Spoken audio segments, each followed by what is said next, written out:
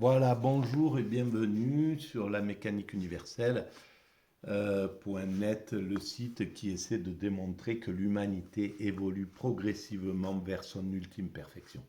Donc je continue et je finis ma lecture commentée de cet ouvrage de René Jean Dupuy, L'humanité dans l'imaginaire des nations. C'est la dernière page que je suis en train de lire et je reprends la lecture où je l'avais laissée. Euh, donc, euh, euh, du jour où l'homme a pris conscience de lui-même, cette reconnaissance comportait déjà en puissance celle de l'humanité. C'est le point de vue, la vision de l'humanité, dans l'évolution de la vision de l'humanité dans l'histoire de l'humanité. Comment nous commençons à nous sentir appartenir à l'humanité avant tout, avant nos autres appartenances. Progressivement, nous allons vers cette vision universelle. Et quand nous atteindrons cette universalité, la perfection dont je parle, l'ultime perfection, ça engage également, et pas que, le fait de fonctionner universellement, c'est-à-dire d'avoir dépassé le principe des nations qui est la cause de toutes les guerres depuis quelques siècles déjà, depuis qu'on fonctionne sous la forme des nations, des pays. Donc on le voit, toutes les guerres qui se sont déroulées au 19e, au 18e, au 17e, c'était des guerres entre nations, entre pays, quoi. Voilà. Et les guerres du XXe siècle qui ont été ravageuses, c'était des guerres entre les nations, entre l'Allemagne et le reste du monde, voilà, etc. Et c'est pourquoi nous avons créé que les hommes, pour se protéger de ça, ont créé d'abord la Société des Nations et puis l'ONU, l'organisation qui a évolué en ONU, l'Organisation des Nations Unies. Et donc c'est ça qui prendra le pouvoir. C'est l'organisation, c'est quelque chose qui sera plus fort que les nations. On est obligé de passer à ce niveau-là. Ça prend du temps. On a déjà construit les structures pour ça, l'ONU, l'UNESCO, toutes les structures pour fonctionner universellement, mais c'est notre finalité. On ne peut pas y échapper parce que c'est le seul moyen d'arriver à la paix. Et la paix, c'est accéder à la sérénité. Et la sérénité, c'est ce qui permet d'accéder à l'extase, qui est la fusion avec le divin. L'extase, le nirvana, la béatitude, l'éveil, la sagesse, peu importe comment on appelle cet état sublime, on ne peut le vivre qu'en étant en paix, d'une certaine façon. Voilà. Donc, voilà, il faut arrêter ce truc-là. J'en ai pour une seconde. Le téléphone se décharge. Voilà. Alors, je continue. De celle-ci, donc de l'humanité, il n'aura la révélation que plus tard, au prix d'une victoire sur son premier penchant qui le porte à n'accorder qu'à un petit nombre la qualité de semblable. Voilà, il fallait dépasser, il fallait pouvoir entrer en fraternité. Jusqu'à pendant des siècles, les hommes ont considéré la tribu d'à côté, la nation d'à côté, le groupe humain d'à côté comme des esclaves en puissance qui n'avaient pas le statut d'homme. Donc il fallait déjà commencer par, euh, par accorder à l'ensemble de l'humanité la qualité de semblable, ce qui commence à être fait. Voilà. Et on voit à quel point nous sommes encore archaïques. Et j'espère que ces vidéos éveilleront la conscience un peu plus pour aller vers ce vers quoi nous allons. Donc la qualité de semblable que nous la réservant à sa famille, aux hommes de son clan, puis à ses compatriotes. Il rejette les barbares hors le cercle de ses proches. Et cependant, en dépit de cet exclusivisme, germe en lui l'idée d'une appartenance au genre humain. Voilà, il y a les deux. Il y a toujours eu, même à l'époque, les stoïciens, les épicuriens, les chrétiens, etc., etc. Tout un tas de visions avaient des visions universalistes déjà, depuis très longtemps, depuis l'origine des, des, des, des penseurs. Et il y a toujours eu des penseurs qui étaient universalistes et qui traçaient la route de l'humanité en somme. Dans le mythe du paradis terrestre, tout a déjà été donné au premier homme et tout au long de l'histoire, il cherchera à devenir ce qu'il est. Voilà. Et c'est ce que nous cherchons à faire. Le concept d'humanité n'entre pas dans la conscience comme un élément étranger, absolument. On est constitué pour le comprendre, cet élément. Voilà, on est constitué pour évoluer, pour que la conscience aille vers cette unité, vers cette universalité. Il y attend d'être éveillé, ce concept, la conscience.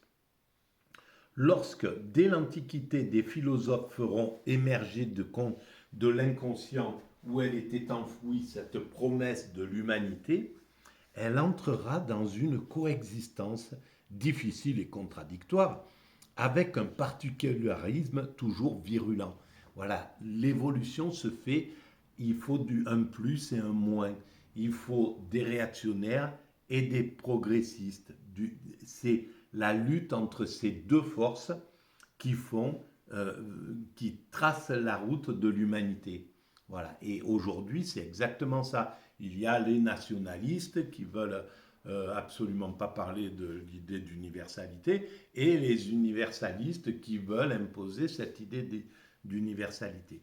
Donc voilà, et le frottement de ces deux forces donne l'énergie, c'est un des moteurs de l'évolution vers l'universalité. Parce qu'en définitive, le monde réactionnaire n'est qu'un outil du progressisme, de la finalité. C'est un outil, c'est pas lui qui sort vainqueur, parce que le réactionnaire, il nous ramènerait, si on suivait la voie réactionnaire, progressivement, son, l'évolution nous ramènerait au stade primate naturel, d'où nous venons. Et c'est pas le but.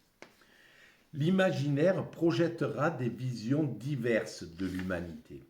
Conçue comme une fusion dans une approche frustre, elle se veut communion dans celle qui associe des individualités conscientes d'elles-mêmes et de leur commune appartenance à l'ensemble. Voilà, alors il y a aussi ces deux visions.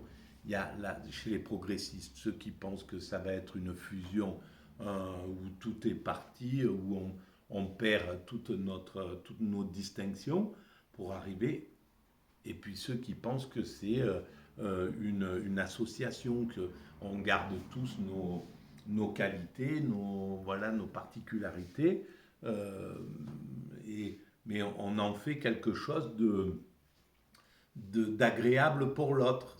On ne donne pas, on ne fait pas de notre différence l'objet d'un différent. Au contraire, on fait de notre différence quelque chose qui est favorable à l'autre. C'est un principe symbiotique. Je t'apporte ma différence, voilà comment je viens vers toi en tant qu'occidental, toi tu es Peul, ou tu es Inuit, ou tu es aborigène. On se rencontre et on échange, on apprend à se connaître, voilà, on se découvre et on s'enrichit mutuellement. Il s'agit moins alors d'une projection idéaliste que d'une recherche intérieure pour retrouver au plus profond de soi la promesse déposée au jour de la création. Tout au long du cheminement de la pensée, rêveurs et faiseurs de systèmes formaliseront leur désir d'humanité. Voilà, il y a toujours eu ces utopistes, ces idéalistes qui ont forgé ce désir d'humanité. Le progrès de la conscience ne résulte pas toujours du seul approfondissement de la réflexion. Il est aussi produit par des événements qui semblent pourtant des négations du concept. la Seconde Guerre mondiale n'était-elle pas pour les belligérants la conquête et la fondation d'un monde où nous aurions été tous rendus semblables? Ben oui, malheureusement, c'est exactement ça, même par le pire. Il y a au fond ce désir d'unité, qu'il se fasse de façon positive, de façon idéaliste, de façon poétique ou de façon guerrière. Ben, la motivation, c'est d'unir. C'est ça qui est au fond incroyable. Je pense que c'est ce qui animait les Égyptiens quand ils sont partis en conquête, les Hébreux, pareil, les Perses, pareil,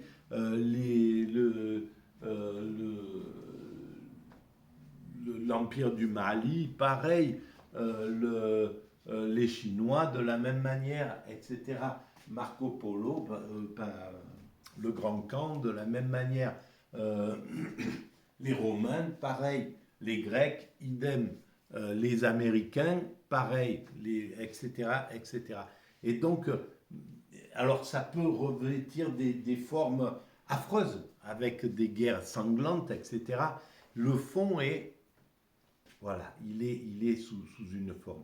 Alors si c'est un psychopathe qui est à la manœuvre, ça donne des choses terrifiantes. Si c'est des humanistes, ça donne autre chose. Si c'est des dictateurs, ça donne l'Empire russe tel qu'il s'est fait avec euh,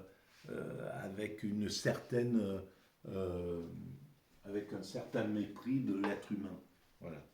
Mais l'idée était d'unifier. Par exemple, dans l'Empire russe, qui est devenu l'URSS, l'idée c'était de fraterniser, de faire fraterniser des Kirghizes, des Ouzbeks, des Polonais, des, des Tchécoslovaques, des Roumains, des Yougoslaves, des Russes, des, etc., etc. Je ne sais pas combien étaient dans cette fédération de Russie, mais voilà, c'était ça le but. Et au fond, ça a été réalisé quand on y réfléchit. La fraternité, elle a été réalisée. C'était pas ça le problème. Le problème, c'était qu'elle s'est faite hors la liberté, hors la sérénité. Il y avait la police qui surveillait, tu pouvais pas, tu n'avais pas de liberté, etc. Donc tout ça a posé un problème. Mais sinon, idéalistement, le principe était extrêmement novateur dans la force. Le refus de l'altérité n'est pas refus de l'humanité, mais ambition de la faire unique, de la réduire à notre propre image.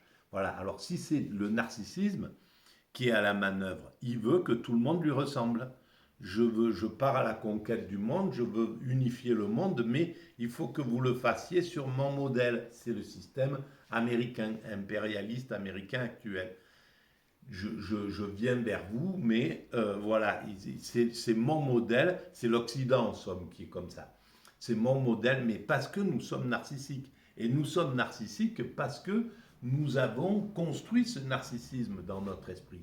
À partir du moment où nous sommes allés, où nous sommes allés nous faire boire chez les Américains, nous faire découvrir par les Indiens d'Amérique, nous sommes arrivés là-bas avec peut-être certaines idées idéalistes, mais qui ont vite dérapé vers la domination.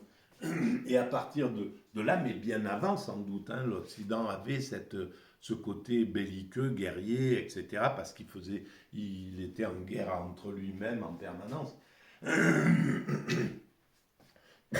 Ce qui était sans doute aussi le cas en Amérique.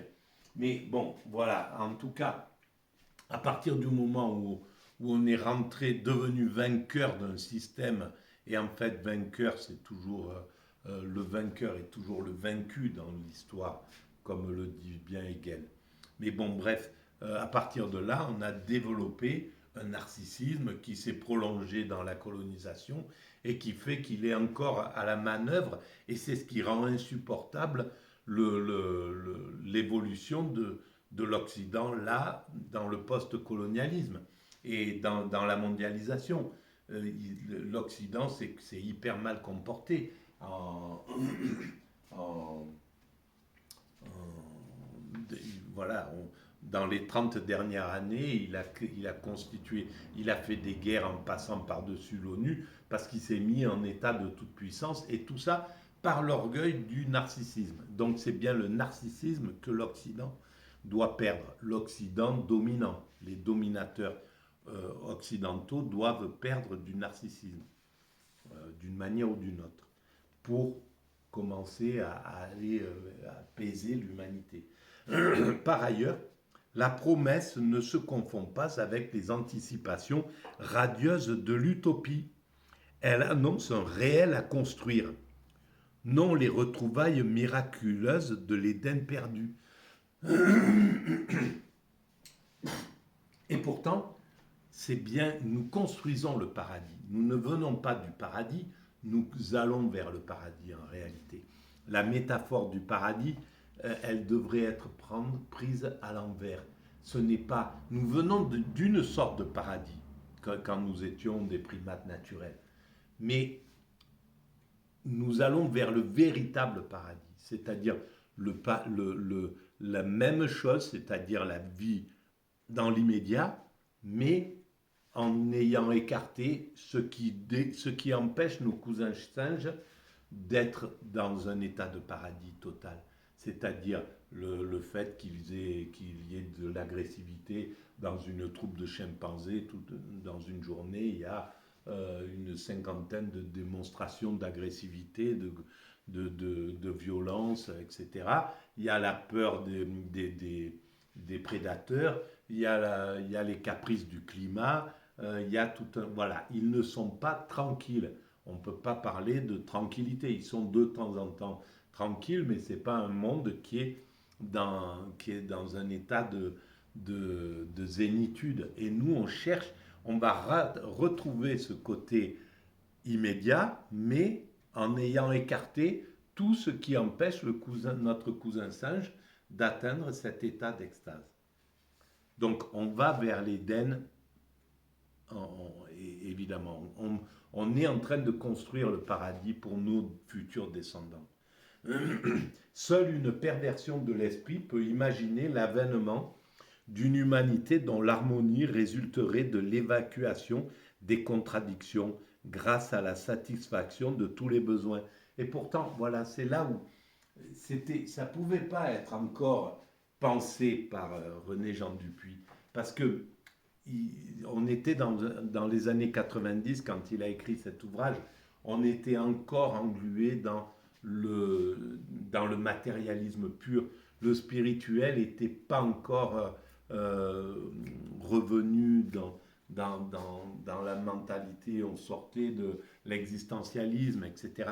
Donc on était dans un matérialisme des choses. Donc on ne pouvait pas imaginer ce qu'était cette harmonie. Pourquoi le fait d'évacuer les contradictions. Pourquoi il y a quelque chose d'important dans cet état. Cet état, c'est l'extase. Quand on évacue les contradictions, quand on arrive à l'unité, en somme, c'est le nirvana, c'est atteindre l'éveil. Pourquoi l'humanité cherche à atteindre cet état-là? Pour ça, il faut avoir un lien avec le spirituel pour le comprendre. Si on est resté du côté matériel, on ne peut pas comprendre cette évolution vers cela. Et malheureusement, c'est à mon sens, c'est la barrière de René Jean Dupuy. Là, il ne peut pas passer sur le côté spirituel. Marx ne fut pas le seul à s'aliéner à un fantasme qui ignorait le prix du désir. Alors, ouvrez les guillemets. Même dans le ciel, s'écrie Claudel, il y aura toujours quelque chose de Dieu qui se dérobera à sa créature. Il y aura toujours matière à ce désir dévorant, insatiable, qui est au fond de notre nature, et si nous devions le perdre, nous l'envierions à l'enfer. Nous l'enverrions à l'enfer. Alors, non, voilà, c'est là où... Et ça, ça me rappelle, Jankélévitch a écrit exactement quelque chose d'identique. L'homme sera toujours retors avec ses semblables, etc. etc.